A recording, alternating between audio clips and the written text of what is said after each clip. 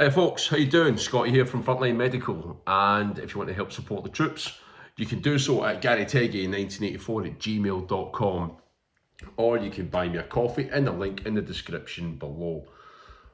Okay folks, it's not been a good week. Since the last time I put this video up, there was a huge attack, and that attack was on the 25th. Where Russia launched 355 drones and 14 ballistic missiles. Now, the main target obviously was Kyiv, but there was other places hit. Let's not forget that, it wasn't just the capital city. We had Ternopil hit, Mykolaiv, Odessa, Kharkiv, Chernihiv, Sumy, Poltava, and a few more. It damaged 80 buildings, 12 dead, including 3 children, all from the same family, aged 8, 12 and 17, whilst their mother and father did survive, but are in a critical condition in hospital. Now, a sickening attack, absolutely disgusting, and, finally, Trump woke up. Finally.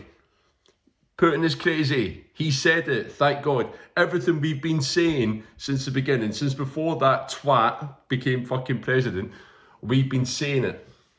But he didn't just have a go at Trump. Sorry, I keep getting Trump and Putin mixed up. They're so alike these days. But he didn't just have a go at Putin. He had a go at Zelensky as well, because Zelensky said some bad words in a statement that Trump didn't like. And Trump told him, you better stop doing this. Nothing to Vladimir, nothing to fucking Putin, you better stop. No, just you're crazy. But Zelensky, you said some bad words. Yeah, you can't do that. Fucking pathetic. Honestly, Trump, seriously, if you support Trump, the guy is nothing more than a shiver looking for a spine to run up. He is a worthless piece of shit. Fucking Putin is just as bad, and I'm about to get on to Putin as well. Because Putin and his advisors, they're bitching. They're bitching because of an attempted assassination attempt where Ukraine used 46 drones to attack Putin's helicopter. That was outside of Kursk. Good. Finally, good. Start going after him. Putin deserves to live in fear. He should be scared. The amount of grief, the death, the destruction, displacement, the random killings, everything. That guy is utter scum, and it's about time that guy actually felt the fear that other people have been feeling. He deserves to be paranoid. He deserves to fall hard. Now, he's not safe. We've had Putin's own generals being killed in his doorstep in Moscow, and I'll get to that in a second. But, he isn't safe. He thinks he's safe, but he's paranoid. He's even had some of his own people arrested recently, some of his own guards.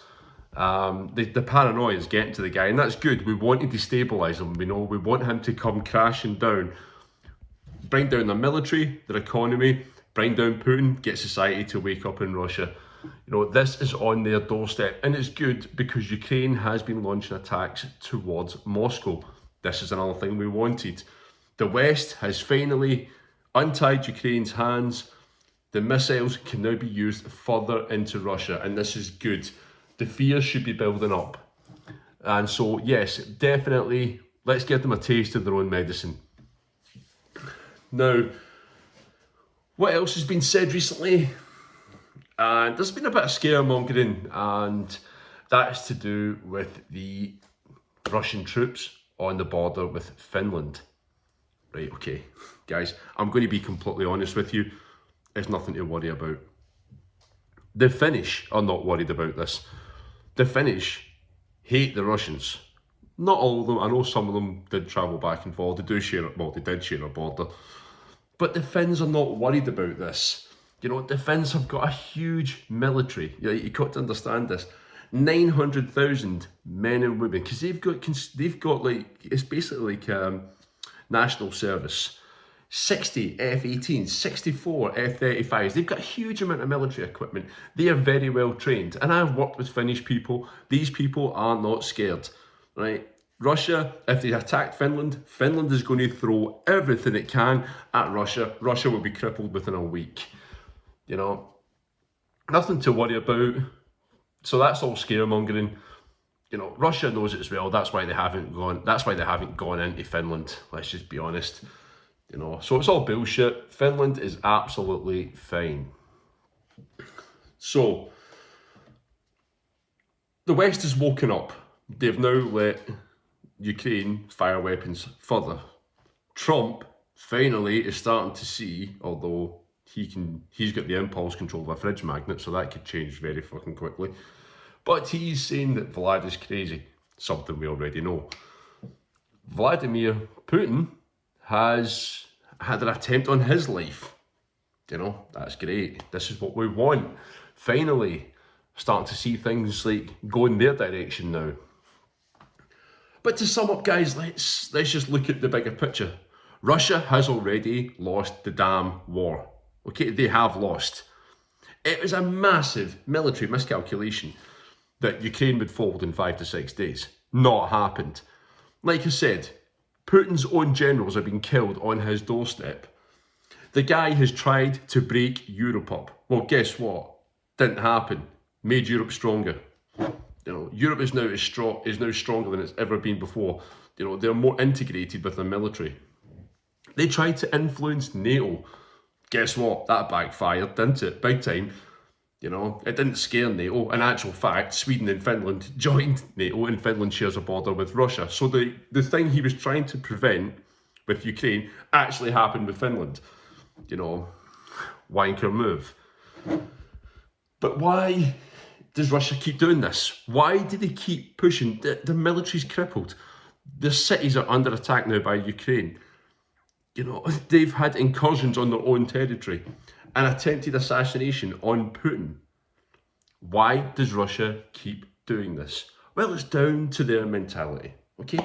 Russia has a deeply ingrained fear of conquest. And the logic goes, if we're not an empire, we'll be devoured. That's how they think. That's it. Nothing more, nothing less. Now, to the rest of us, the more rational people, we understand that peace and empire do not mix. It's never worked, okay? One requires pragmatism, the other demands war. We know this. They don't. Russia is so stuck in the past. They had all the resources, they had the building blocks to make an amazing society, and they chose this path. And it's disgusting. You know, I've got friends in Kyiv, people that I class basically as family. And when I see the strikes that are happening, and they've got children, it's not nice, you know, when I hear that near to my friend's houses has been attacked. I've got friends in Odessa, you know, I've got friends in Zaporizhia, Dnipro, Kharkiv, you know, Rivne, all these places. And I've seen this beautiful country being smashed up. This has got to stop. There will be no peace talks, okay? There won't be any. Russia will not uphold the peace talks. Ukraine wants 30 days. Russia, not a chance. They're not going to do it.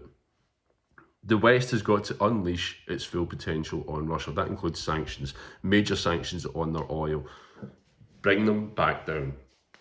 Bring everything crumbling down. It's sad because the Russian people would suffer. And I understand a lot of people might disagree with me on that and say, well, fuck the Russian people. You know, they're part of the problem, not the solution. But they have just bogged down with this fucking propaganda shit.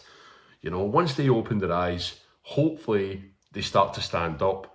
We're starting to see it online. They are speaking out more, and hopefully we start to see some movement within Russian society itself.